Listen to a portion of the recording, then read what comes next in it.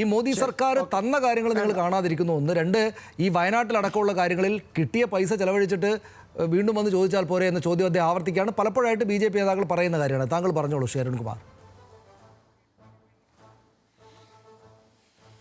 ഈ ചർച്ച വയനാട്ടിൽ ഇത്തരത്തിൽ ദുരന്തത്തിൽപ്പെട്ട നൂറുകണക്കിന് ആളുകൾ കൂടി കാണുന്നുണ്ട്, കേൾക്കുന്നുണ്ട് എന്ന് BJPയുടെ പ്രതിനിധി മനസ്സിലാക്കണം. നിങ്ങൾ എന്ത് നുണയാ പറയുന്നത്? വയനാട്ടിൽ ജൂലൈ മാസം 30-ാം തീയതി പ്രകൃതി ദുരന്തമുണ്ടായി. ആ പിറ്റേ ദിവസം തന്നെ പാർലമെന്റിൽ തെറ്റിദ്ധരിപ്പിക്കാൻ രാജ്യത്തിന്റെ ആഭ്യന്തരമന്ത്രി ശ്രമിച്ചു, പരിസ്ഥിതി മന്ത്രി ശ്രമിച്ചു. 10-ാം ദിവസം സാക്ഷാൽ പ്രധാനമന്ത്രി വന്നു, ദുരന്ത മേഖല സന്ദർശിച്ചു. എല്ലാം കണ്ട് ബോധ്യപ്പെട്ടിട്ട് ഞാൻ നിങ്ങളോടൊപ്പമുണ്ട്, എല്ലാം വാരിക്കോരി തരും, കേരളത്തോടൊപ്പമുണ്ട് കേന്ദ്രം എന്നൊക്കെ പറഞ്ഞു പോയി. എത്ര പ്രതീക്ഷയോടെ നമ്മൾ കാത്തിരുന്നത്. ഓഗസ്റ്റ് മാസം 17-ാം തീയതി തന്നെ വളരെ വിശദമായിട്ടുള്ള മെമ്മോറാണ്ടം കേന്ദ്രത്തിന് കിട്ടിയില്ലേ? എത്ര മാസങ്ങൾ കഴിഞ്ഞു പോയി? വയനാട്ടിന്റെ ഈ ദുരന്തത്തെ നേരിടാൻ നയാ പൈസ നിങ്ങൾ തന്നിട്ടുണ്ടോ?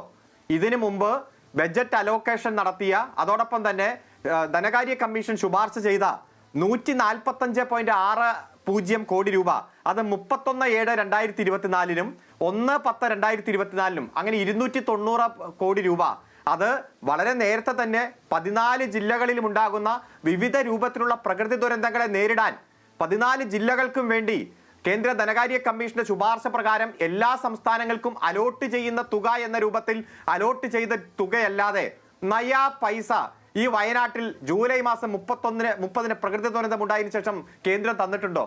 ഇതുവരെ തന്നിട്ടില്ലല്ലോ. ജൂലൈ കഴിഞ്ഞു, ഓഗസ്റ്റ് കഴിഞ്ഞു, സെപ്റ്റംബർ കഴിഞ്ഞു, ഒക്ടോബർ കഴിഞ്ഞു, നവംബർ കഴിഞ്ഞു, ഡിസംബറിലല്ലേ നിങ്ങൾ ഇതൊരു സിവിയർ നേച്ചറിൽ പ്രഖ്യാപിച്ചത്?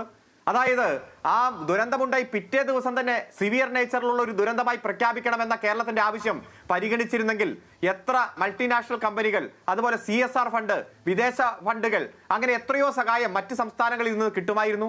ഇതെല്ലാം കിട്ടാത്ത സാഹചര്യം ഒരുക്കി 5.5 മാസം കഴിഞ്ഞപ്പോൾ നിങ്ങൾ സിവിയർ നേച്ചറിലേക്ക് പ്രഖ്യാപിക്കാമെന്നൊരു പ്രഖ്യാപനം നടത്തിയതല്ലാതെ നയാ പൈസ തന്നിട്ടില്ല മിസ്റ്റർ. അതുകൊണ്ടാണ് 24,000 കോടി രൂപ ഒരു പാക്കേജായിട്ട് അനുവദിക്കണം, അതിൽ വയനാടിനെ പുനർനിർമ്മിക്കാനുള്ള സാഹചര്യം ഒരുക്കണം എന്ന് ആവശ്യപ്പെട്ടത്.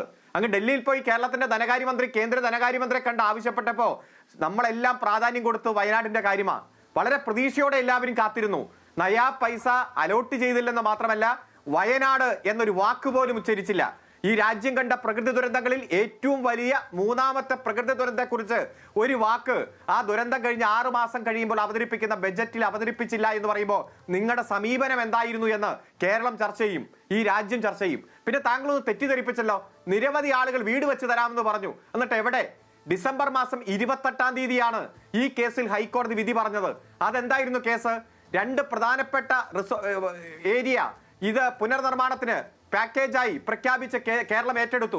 ആ ഏറ്റെടുക്കാനുള്ള നടപടിക്രമങ്ങൾ ആരംഭിച്ചപ്പോൾ തന്നെ അവർ കേസ് പോയി ഹൈക്കോടതിയിൽ.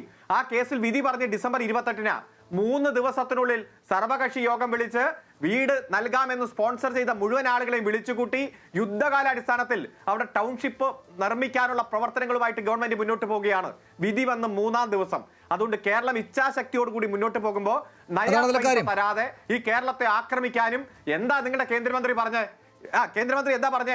പിന്നോക്കമാണെന്ന് സ്വയം പ്രഖ്യാപിക്കണമെന്ന്. എങ്ങനെ പറയാൻ കഴിയും? അദ്ദേഹം ഒരു മലയാളിയാണ് എന്ന് പറയാൻ ലജ്ജിച്ച് തലതാഴ്ത്തിയല്ലേ കേരളത്തിലെ ജനങ്ങൾ? വിവിധ രംഗങ്ങളിൽ വിദ്യാഭ്യാസ, ആരോഗ്യ, സാമൂഹ്യ വികസന സൂചികകളിൽ കേരളം മുന്നേറിയത് ഉജ്ജ്വലമായിട്ടുള്ള പോരാട്ടത്തിന്റെ ഭാഗമായിട്ടാണ്.